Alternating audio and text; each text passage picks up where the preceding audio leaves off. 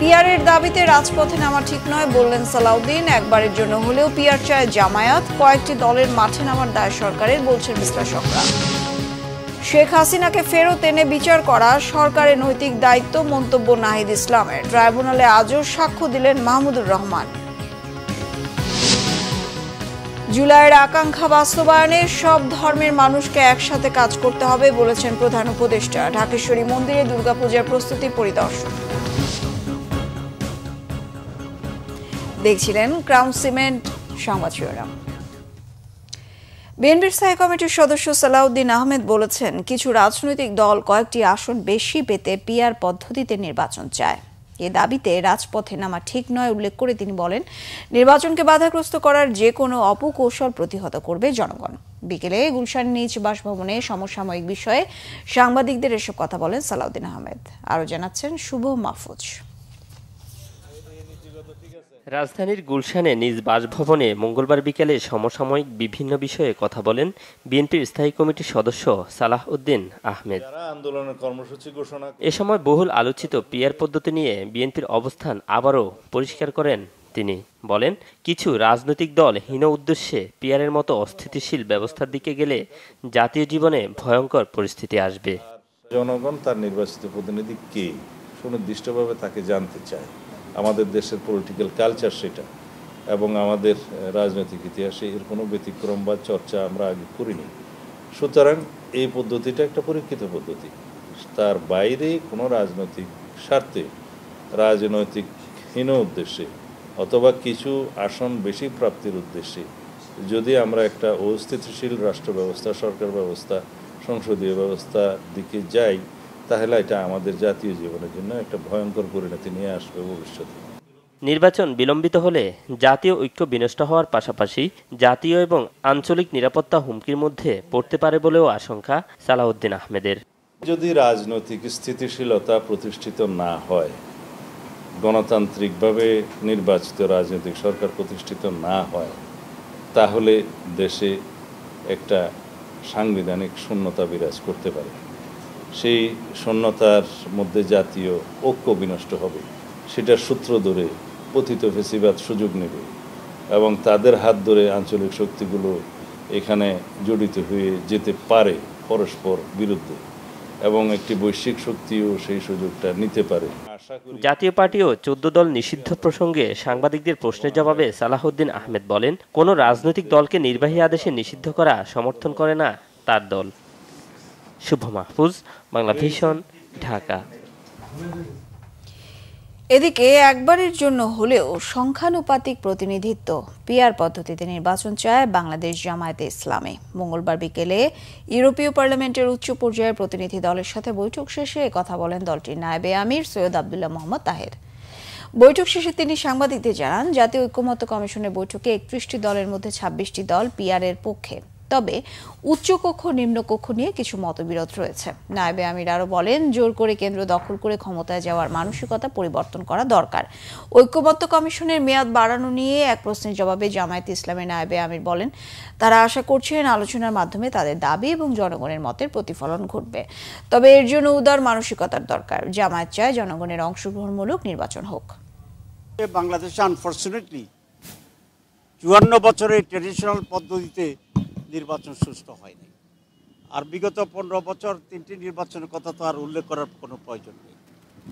সুতরাং মানুষের যে পলিটিক্যাল পার্টিগুলোর যে কালচার, যে মেন্টালিটি, যে অ্যাটিটিউড, যে কৌশল অথবা অপকৌশল, যে জোর করে কেন্দ্র দখল করে এমপি হয়ে ক্ষমতায় যাওয়া, এই মাইন্ডসেটটাকে পরিবর্তন করা অত্যন্ত জরুরি।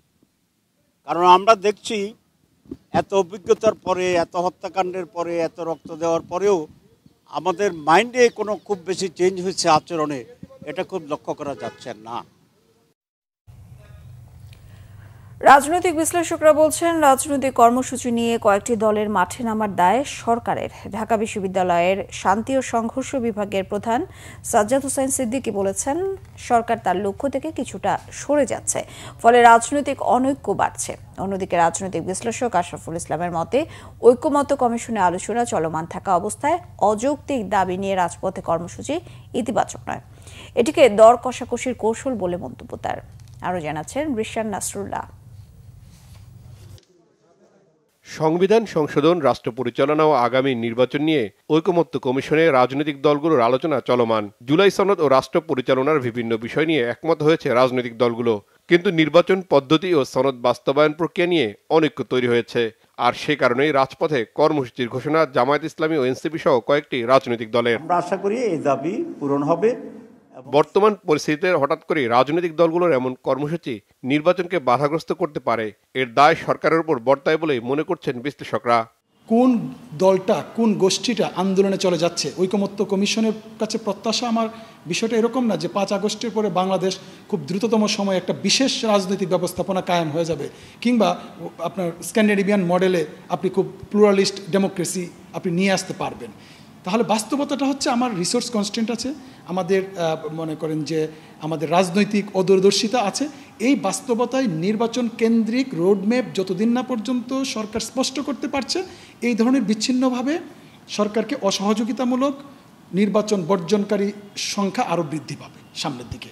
ফলে সরকারের উচিত হবে যত দ্রুততম সময়ে, তারা যেহেতু ব্যর্থ হচ্ছে এবং পুরোপুরি ব্যর্থ হওয়ার আগে সবার সঙ্গে আলাপ করে দ্রুততম সময়ে নির্বাচনী একটা রোডম্যাপ দিয়ে দিলেই তাদের কাজ মোটামুটি মোটা দাগে সফল হয়ে যায়। 5ই আগস্ট পরবর্তী সময়ের এই সুযোগটা নিয়ে তারা চাচ্ছে যে নিজেদেরকে রাষ্ট্র ক্ষমতায় অধিষ্ঠিত কোনোভাবে করা যায় কিনা, কিংবা নির্বাচন যেটা ঘোষিত হয়েছে ফেব্রুয়ারির প্রথমার্ধেই সেটাকে প্রলম্বিত করে তাদের নিজেদের রাজনৈতিক যে কর্মকাণ্ড বাড়িয়ে নিজেদেরকে আরও বেশি করে অর্গানাইজ করে তারা আপনার আরও বেশি কিছু সিট পায় কিনা, এটা একটা দিক। দ্বিতীয়ত হলো যে আমরা জানি সম্ভাব্য রাষ্ট্র আপনার সরকার গঠনে কোন কোন দলের বর্তমানে গ্রহণযোগ্যতা আছে আপনার জনসাধারণের মধ্যে, তাদের সাথে দর কষাকষি করে, আমার মূলত দর কষাকষির জন্যই এই আন্দোলন। তাদের মতে নির্বাচন ও রাষ্ট্র পরিচালনা নিয়ে সরকার ও রাজনৈতিক দলের মতপার্থক্য কমাতে হবে।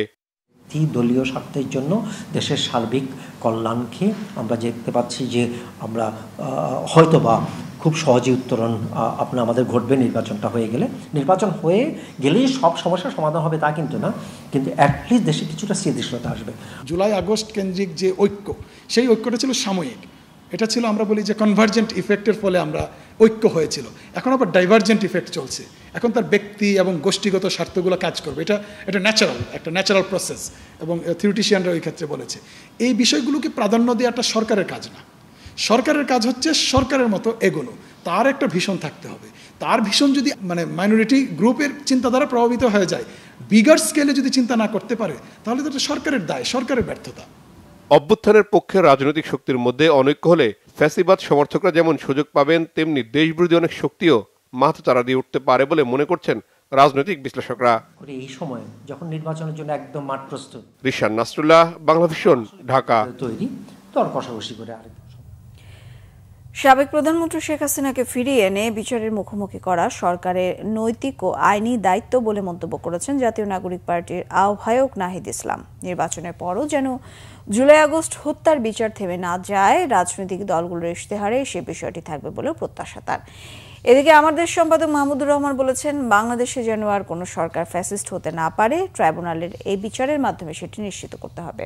আহমেদ সরওয়ারের রিপোর্ট। জুলাই আগস্টে সংগঠিত মানবতা বিরোধী অপরাধের মামলায় সাবেক প্রধানমন্ত্রী শেখ হাসিনা ও সাবেক স্বরাষ্ট্রমন্ত্রী আসাদুজ্জামান খান কামাল, সাবেক আইজিপি চৌধুরী আব্দুল্লাল মামুনের বিরুদ্ধে দায়ের করা মামলায় সাক্ষ্য দিতে মঙ্গলবার আন্তর্জাতিক অপরাধ ট্রাইব্যুনালে যান জুলাই যোদ্ধা ও এনসিপি আহ্বায়ক নাহিদ ইসলাম। কিন্তু দৈনিক আমার দেশ সম্পাদক মাহমুদুর রহমানের জেরা শেষ না হওয়ায় নাহিদের সাক্ষ্য নেওয়া যায়নি। ট্রাইব্যুনাল থেকে বেরিয়ে কথা বলেন সাংবাদিকদের সাথে, সন্তুষ্টি প্রকাশ করেন এখন পর্যন্ত বিচারের কার্যক্রমে। নির্বাচনের পরেও যাতে এই বিচার প্রক্রিয়া কোনোভাবেই বাধাগ্রস্ত না হয়, সেটার জন্য এই ট্রাইব্যুনাল এবং অন্যান্য যেই বিচার প্রক্রিয়া রয়েছে সাধারণ কোর্টে, সেটা যাতে অব্যাহত থাকে সেই প্রতিশ্রুতি আমাদের এই সরকারের পক্ষ থেকে সেই একটা রোডম্যাপের দাবি আমরা জানিয়েছি এবং সকল রাজনৈতিক দলের পক্ষ থেকেও সেই কমিটমেন্ট তাদের সেই ইস্তিহারেও যাতে সেটা থাকে এটা আমাদের প্রত্যাশা থাকবে। শেখ হাসিনাকে ফিরে আনার বিষয়ে আমরা বরাবরই বলেছি, এই মামলার যদি রায় হয়ে যায় তারপরে আসলে আর কোনো অপশন থাকবে না, তাকে ফিরিয়ে এনে শাস্তি প্রদান করাই এই সরকার এবং যে কোনো সরকারের জন্য এটা একটা নৈতিক এবং আইনি দায়িত্ব থাকবে। আমরা আশা করব যে এই সরকার সেই দায়িত্ব যথাযথভাবে পালন করবে। এদিকে একই মামলায় দ্বিতীয় দিনে সাক্ষ্য দেন আমার দেশ সম্পাদক মাহমুদুর রহমান। সাক্ষ্য শেষে তাকে জেরা করেন আসামিপক্ষে রাষ্ট্রনিযুক্ত আইনজীবী। হিটলার তার মেকানিজম দিয়ে হলোকস্ট চালিয়েছে, কিন্তু এভাবে সরাসরি নির্দেশ দেয়া কাউকে যে হত্যা করে লাশ গুম করে দাও, এটা হিটলারও কাউকে বলে নাই। কাজে মানসিকতার দিক দিয়ে হিটলারকে হাসিনা ছাড়িয়ে গেছিলেন। কাজে আমিও বলতে চাই বাংলাদেশে যে নেভার এগেইন, ট্রাইব্যুনালের বিচারের মাধ্যমে বাংলাদেশের আমরা জাতি হিসেবে আমরা বলতে চাই নেভার এগেইন। আর কোনোদিন যেন বাংলাদেশে কোনো ফ্যাসিস্ট, কোনো অটোক্রেটিক রেজিম না আসে, বাংলাদেশের যাত্রাটা যেন গণতন্ত্রের দিকে হয়। চিফ প্রসিকিউটর বলেছেন, মাহমুদুর রহমানের জেরা শেষ হলে নাহিদ ইসলামের সাক্ষ্য শুরু হবে। জাতিসংঘের রিপোর্ট, ইউরোপীয় ইউনিয়ন, আমেরিকান রিপোর্ট সব কিছু পর্যালোচনা করে তিনি দেখিয়েছেন যে জুলাই আগস্টে ঘটে যাওয়া যে মানবতা বিরোধী অপরাধ সেটা ছিল ওয়াইড স্প্রেড, সিস্টেম্যাটিক। শেখ হাসিনার কমান্ডে এটা হয়েছিল, একটা কমান্ড স্ট্রাকচার ফলো করে এটা হয়েছিল, পুরোটাই ছিল সুসংগঠিত। এই সমস্ত জিনিস তিনি সাক্ষ্য হিসাবে আদালতে উপস্থাপন করেছেন এবং আমরা মনে করি যে তার এই সাক্ষ্য শেখ হাসিনার অপরাধ প্রমাণের জন্য বা আসামিদের অপরাধ প্রমাণের জন্য একটা গুরুত্বপূর্ণ দলিল হয়ে থাকবে, ঐতিহাসিক সাক্ষী তিনি দিয়েছেন। আর বাকিটা তো আদালত পর্যালোচনা করে সেই ব্যাপারে তাদের অভিমত জানাবেন। বুধবার মাহমুদুর রহমানকে আবারও জেরা করবেন আসামিপক্ষে রাষ্ট্রনিযুক্ত আইনজীবী। আহমেদ সরওয়ার, বাংলা ভিশন, ঢাকা।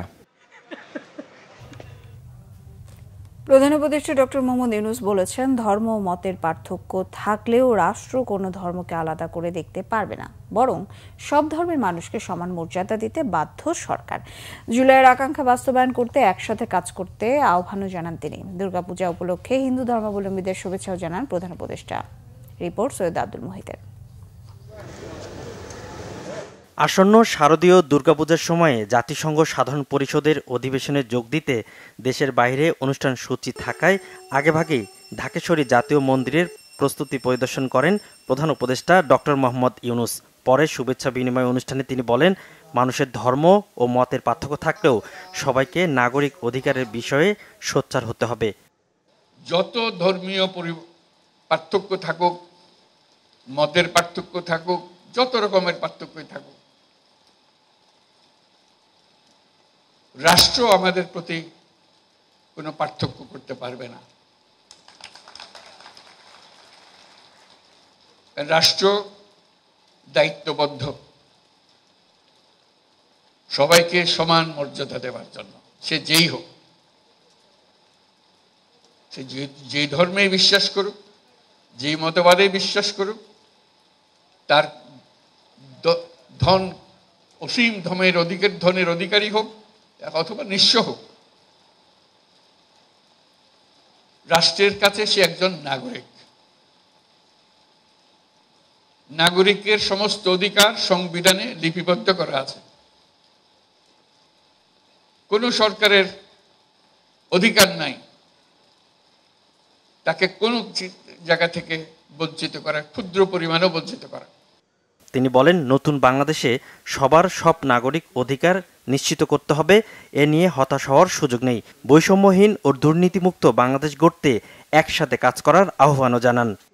আমরা এমন একটা দেশ বানাতে চাই যেখানে এরকম নিরাপত্তা বাহিনীর বেষ্টিত হয়ে ধর্ম পালন করে একটা হাস্যকর জিনিস হয়। এটা কি কথা হলো? এটা কোন দেশ বানালাম আমরা? এরকম দেশ বানানোর জন্য এত রক্তপাত, এত কিছু হলো? আমরা সেটা চাই না। আমরা সম্পূর্ণ নিরাপত্তার মধ্যে, সম্পূর্ণ বিশ্বাসের মধ্যে আমরা আমাদের যার যার মত, যার যার ধর্ম পালন করতে চাই। এই নিশ্চয়তা আমরা চাই। জুলাই গণ অভ্যুত্থানের মধ্য দিয়ে আমরা বৈষম্য, দুর্নীতিমুক্ত একটি সমৃদ্ধ দেশ গড়ার যে অগ্রযাত্রা শুরু করেছি, তার সফল বাস্তবায়ন করতে হলে ধর্ম, বর্ণ ভেদাভেদ ভুলে সকলকে একসঙ্গে কাজ করতে হবে। সব অশুভ, অন্যায়, অন্ধকারকে পরাজিত করে ঐক্য সম্প্রীতির জয় হবে। বাংলাদেশ এগিয়ে যাবে। আগামীতে এমন বাংলাদেশ বিনির্মাণ করা হবে যেখানে নিরাপত্তা নিয়ে উদ্বেগ থাকবে না বলেও জানান প্রধান উপদেষ্টা। সৈয়দ আব্দুল মুহিত, বাংলা ভিশন, ঢাকা। প্রধান উপদেষ্টা ডক্টর মোহাম্মদ ইউনূসের নেতৃত্বের প্রশংসা করেছেন আন্তর্জাতিক মুদ্রা তহবিল IMF এর ব্যবস্থাপনা পরিচালক ক্রিস্টালিনা জর্জিভা। মঙ্গলবার সন্ধ্যায় ওয়াশিংটন ডিসি থেকে ডক্টর ইউনূসের সঙ্গে ভার্চুয়াল বৈঠকে তিনি এসব কথা বলেন। বাংলাদেশের চলমান অর্থনৈতিক সংস্কার, আঞ্চলিক ও ভূ রাজনীতি এবং ফেব্রুয়ারিতে জাতীয় নির্বাচন সামনে রেখে চ্যালেঞ্জের বিষয়গুলো আলোচনায় উঠে আসে। বাংলাদেশের এই গুরুত্বপূর্ণ সময়ে IMF এর অব্যাহত সমর্থনের জন্য ধন্যবাদ জানান ডক্টর ইউনূস। রাজস্ব বৃদ্ধি ও ব্যাংকিং খাতে সংস্কারগুলো বাস্তবায়নের গুরুত্ব তুলে ধরে বাস্তবায়নের তাগিদ দেন IMF প্রধান। ঢাকায় নিযুক্ত যুক্তরাষ্ট্রের নবনিযুক্ত কমার্শিয়াল কাউন্সিলর পল ফ্রস্ট জানিয়েছেন, বাংলাদেশের সঙ্গে ব্যবসা ও বিনিয়োগ বাড়ানোর পথে বড় বাধা এখানকার দুর্নীতি, জটিল কর কাঠামো ও আমলাতান্ত্রিক জটিলতা। এসব চ্যালেঞ্জ মোকাবেলায় বাংলাদেশের সাথে বিনিয়োগ ও বাণিজ্য সম্পর্কের উন্নতি চায় যুক্তরাষ্ট্র। বাংলাদেশের বাজারে তার দেশের কৃষি পণ্য, জ্বালানি ও উড়োজাহাজ রপ্তানিতে আগ্রহের কথাও জানান তিনি। আরও জানাচ্ছেন জিয়াউল হক সবুজ। বাংলাদেশের সবচেয়ে বড় রপ্তানি বাজার যুক্তরাষ্ট্র। অর্থনৈতিকভাবে শক্তিশালী এই দেশটিতে বছরে গড়ে $7 বিলিয়ন পণ্য রপ্তানি করে বাংলাদেশ। বিপরীতে আমদানি হয় $1 বিলিয়ন। দেশটি থেকে আনা পণ্যের বড় অংশই উড়োজাহাজের যন্ত্রাংশ, লোহা ও সয়াবিন সহ তরলায়িত প্রাকৃতিক গ্যাস। তবে দেশটি চায় বাণিজ্য ঘাটতি কমাতে আরও বেশি পরিমাণে উড়োজাহাজ ও কৃষিপণ্য বিক্রি করতে। We're looking to expand U.S. exports here in so many different ways in other sectors. So power and energy, aviation, agriculture, as I mentioned, and not just agriculture products, but even agriculture infrastructure like storage and cold chain. Those are so important for the future of Bangladesh. American chamber of commerce of Bangladesh AmCham আয়োজিত এই ভোজসভায় দেশটির নবনিযুক্ত commercial councillor জানালেন, বাংলাদেশে বিনিয়োগ ও ব্যবসা বাড়াতে চিহ্নিত 3টি প্রতিবন্ধকতার কথা।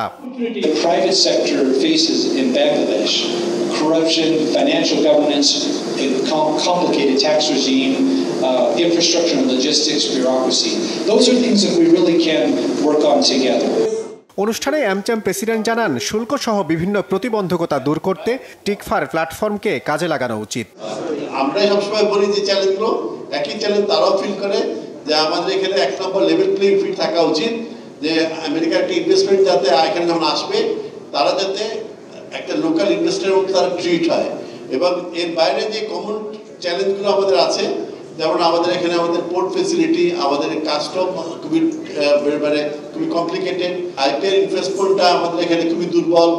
এই জিনিসগুলো যদি আমরা ঠিক করতে পারি তাহলে আমাদের মার্কিন কোম্পানি যেগুলো আছে তারা বাংলাদেশকে নিয়ে খুবই আগ্রহ প্রকাশ করেছে, তারা এখানে তার ইনভেস্টমেন্ট ডেফিনেটলি নিয়ে আসবে। বাণিজ্য সম্পর্ক উন্নয়নে বন্দর জটিলতা কমানো এবং অবকাঠামো উন্নয়নের তাগিদ দেন বিভিন্ন মার্কিন কোম্পানির প্রতিনিধিরা। জিয়াউল হক সবুজ, বাংলা ভিশন, ঢাকা। প্রতিযোগীদের তুলনায় মার্কিন বাজারে শুল্ক সুবিধা পেলেও যুক্তরাষ্ট্রে বাংলাদেশের তৈরি পোশাক রপ্তানি 14% কমে যেতে পারে বলে ধারণা research and policy integration for development র্যাপিডের। গবেষণা প্রতিষ্ঠানটি বলছে, মার্কিন নতুন ট্যারিফে বা দেশটিতে রপ্তানি বাজার $10 বিলিয়ন সংকুচিত হবে। রাজধানীতে সিরডাপ মিলনায়তনে মঙ্গলবার র্যাপিড আয়োজিত এক কর্মশালায় সংস্থাটির চেয়ারম্যান ডক্টর আব্দুর রাজ্জাক বলেন, মার্কিন শুল্কের কারণে ইউরোপীয় ইউনিয়নের বাজারেও প্রতিযোগিতা বাড়বে। এতে পণ্যের দাম কমিয়ে বাজার দখলের চেষ্টা করবে প্রতিযোগী দেশগুলো। তিনি আরও বলেন, সব সূচকে বাংলাদেশ এলডিসি গ্র্যাজুয়েশনের যোগ্যতা অর্জন করেছে। তাই পরিবর্তিত বাস্তবতায় এলডিসি গ্র্যাজুয়েশন পেছানোর সুযোগ বাংলাদেশের নেই। বাণিজ্য সচিব মাহবুবুর রহমানও বলেন, এলডিসি পেছাতে আবেদন করলেও তা গ্রহণ হবে কিনা তা নিয়ে সংশয় রয়েছে। সংকট উত্তরণে বাণিজ্যে বৈচিত্র্য আনার তাগিদ দেন বাণিজ্য সচিব।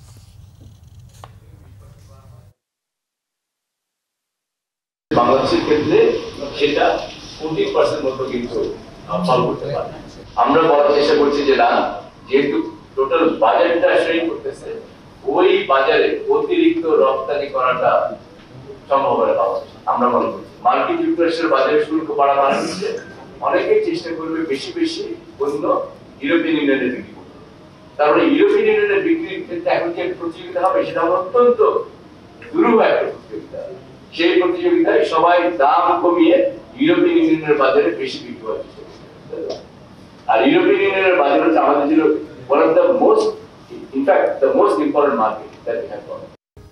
পিটার হাসের কারণে নয়, দেশের প্রয়োজনীয় এক্সিলারেট এনার্জি থেকে কেনা হচ্ছে এলএনজি, জানিয়েছেন অর্থ উপদেষ্টা ডক্টর সালেউদ্দিন আহমেদ।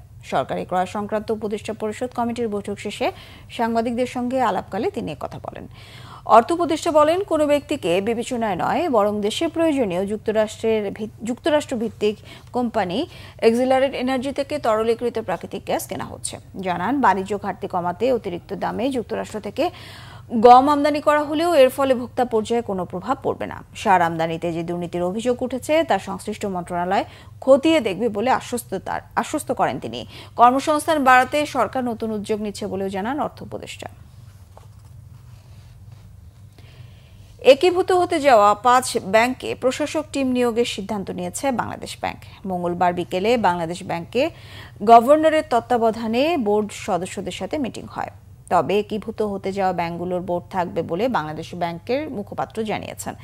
ব্যাংকগুলো সম্পূর্ণ একীভূত হয়ে গেলে বোর্ডের বিলুপ্তি ঘটবে।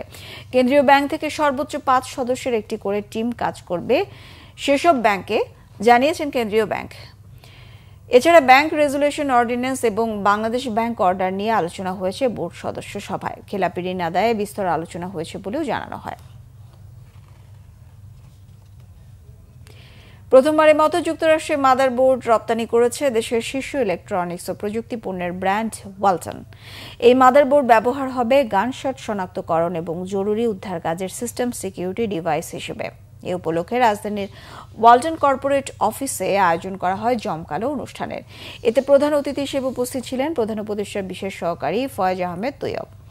বিশেষ অতিথি ছিলেন তথ্য যোগাযোগ প্রযুক্তি বিভাগের সচিব শিশহাদার চৌধুরী।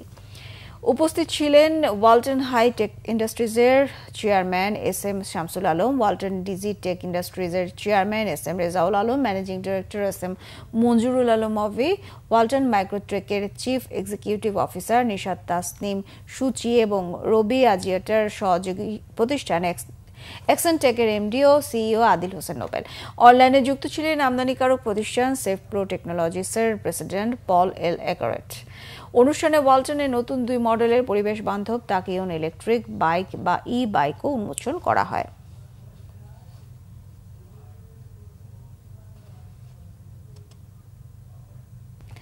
সংবাদ শেষ করব ক্রাউন সিমেন্ট শিরোনামগুলো আরো একবার জানিয়ে। পিয়ারের দাবিতে রাজপথে নামা ঠিক নয় বললেন সালাউদ্দিন। একবারের জন্য হলেও পিয়ার চায় জামায়াত। কয়েকটি দলের মাঠে নামার দায় সরকারের বলছেন বিশ্লেষকরা। শেখ হাসিনাকে ফেরত এনে বিচার করা সরকারের নৈতিক দায়িত্ব, মন্তব্য নাহিদ ইসলামের। ট্রাইব্যুনালে আজও সাক্ষ্য দিলেন মাহমুদুর রহমান। জুলাইয়ের আকাঙ্ক্ষা বাস্তবায়নে সব ধর্মের মানুষকে একসাথে কাজ করতে হবে বলেছেন প্রধান উপদেষ্টা। ঢাকেশ্বরী মন্দিরে দুর্গাপূজার প্রস্তুতি পরিদর্শন। এই ছিল এখনকার মতো। পরের সংবাদ সকাল 7:30টায় দেখার আমন্ত্রণ রইল।